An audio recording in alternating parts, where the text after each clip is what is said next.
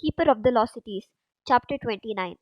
Dex refused to have anything to do with Fitz and Biana, so Sophie had to alternate spending time with him at Havenfield and hanging out at Everglen.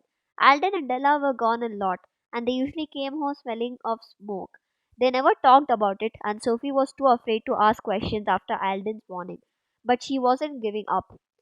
If she couldn't get any new information, maybe she could make sense of the pieces she already had. She tried to fit the clues together. Project Moonlark had to have something to do with the Black Swan, whatever that was, and they had to be behind the fires. But why set fires, especially around humans? What would they accomplish? The fires consumed her thoughts so much they crept into her dreams. Vivid nightmares of a human family trapped in their old house surrounded by fire. She knew it wasn't real, but she still woke up shivering every night. It got so bad she slept with Iggy on her pillow so she wouldn't be alone. Pretty soon she was counting down the days until school resumed. School was safe. She had passed her exams. Once school started, she would have nothing to worry about. Congratulations to everyone who passed their midterms, Dame Alina said during their first orientation. I hope you enjoyed your 6 week vacation, but it's time to get serious. Anyone who got lower than 85% on their midterms need to step it up or you will not pass your finals. Sophie sighed. Aside from the 79 in alchemy, she received an 81 in elementalism and an 83 in physical education. Your mentors also tell me there are 109 level 3s who haven't manifested abilities and more than doubt that of level 2s, which is unacceptable. Be prepared to be pushed much harder in ability detecting from now on. Groans chorused through the room. The next week, everyone looked sweaty and wilted as they trudged into study hall after ability detecting. Even Marella's puffy hair had thrown in the towel and drooped against her head. What did they do to you guys? Sophie asked. Stuck us in an oven and roasted us for 2 hours, trying to figure it out if we were frosters. Dex grumbled, which none of us were, because frosting is a stupid talent almost no one has. Marella added. She slumped into a chair. What do you do in remedial studies? Same old boring stuff. Actually, had a blast. Targan had her test her transmitting distance, and it was off the charts. Fitz almost had a heart attack when she transmitted into his mind from all the way across the school. She couldn't blame him for his surprise. Even Targan didn't know that was possible.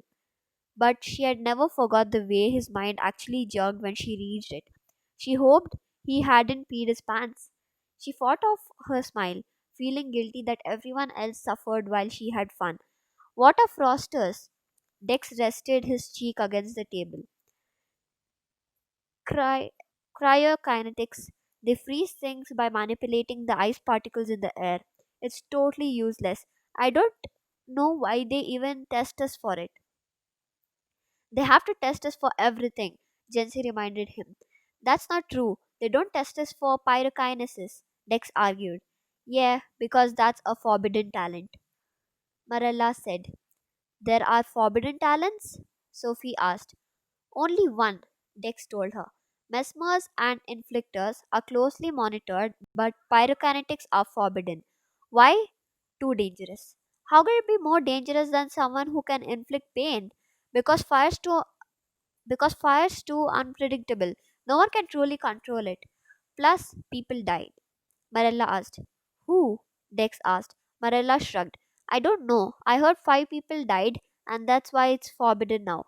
But how can they forbid something like that? Sophie asked. Isn't that kind of like forbidding someone to breathe? Nah, some talents happen on their own as you get older, like telepathy and empathy. Others you would never know you have if something didn't trigger them. Sophie shook her head. That still seems wrong. It's like they are not allowed to be who they are. Oh, relax. There's only been like 12 ever, so it's not exactly a huge problem. I guess she wasn't really listening anymore because she had remembered what Alvar had said about the fires. Conspiracy theories. Could a pyrokinetic be a part of that? It was an interesting idea and left her head spinning out for the rest of the study hall.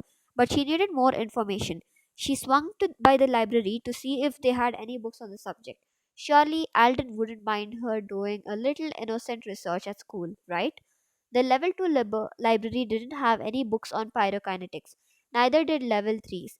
The level 6 librarian finally told her most books on the subject were banned, but she took Sophie's name and promised to check the archives and send anything she found to Sophie's locker. In the meantime, Sophie wondered if Grady and Adeline had any books in the libraries at Havenfield. The main library downstairs was a busy bust, but Grady and Adeline had to have personal libraries in their offices on the second floor. Seemed like the perfect place to hide banned books. One only problem. Even after living there for a little more than 5 months, Sophie wasn't sure she was allowed in that section of the house, and she didn't know how they'd react if they caught her, especially after Alden's warning. But she couldn't let it go. So she waited until Grady and Adeline were busy outside and with a pair of dire wolves and snuck upstairs for a quick peek, promising herself she had been careful not to leave any trace she had been there. The first door she tried was Grady's office. Roll scrolls were stuffed in bins, a mountain of paperwork littered the desk, and books were shoved haphazardly on the shelves. No pictures, no knickknacks, nothing personal to make the place feel warm. But there were empty spaces where they might have been. The bookshelves were filled with law and history books. They probably talked about pyrokinetics in there somewhere, but Sophie didn't have time to scan through them all. The scrolls tempted her, but they rolled up too tight to read, and she was afraid he had been able to tell if she unrolled them. She wasn't brave enough to flip through the papers on his desk either, in case they were in special order.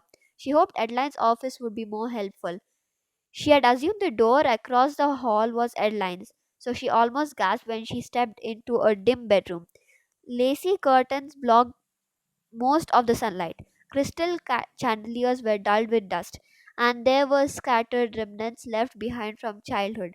Stuffed unicorns, prattles, pins strung on lanyards, dolls, books.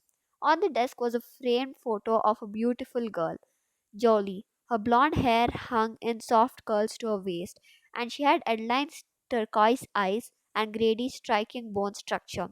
She wore a white level 6 uniform in the photo, so she was probably 16 when it was taken. Next, it was another picture Grady, Adeline, and Jody when she was close to Sophie's age, standing in a breathtaking garden. It was the old them, happy, wearing the capes of the nobility, before their lives were struck by tragedy. Sophie couldn't have spent the whole day drinking in the glimpse of who they used to be, but she knew this was the worst place they could find her. She peeled her eyes away and left. The last room had obviously been Adeline's office, but it had turned into the place where leftover junk went to die. Stacks of locked trunks littered the floor, covered with piles of folded linens, unopened presents, and random objects she couldn't identify. A huge bin of unopened letters blocked most of the doorway, so Sophie couldn't get inside, which was fine. The bookshelves were full of thick, dusty volumes, and anything she disturbed would be too obvious. She'd have to figure out another way to find books on pyrokinetics. Maybe Biana would let her through the library at Everglen, but she'd have to come up with a good excuse in case Alden found them in there. She was on murky ground, but she was close to something. She could feel it. Her mind wouldn't let her drop it until she figured out what it was.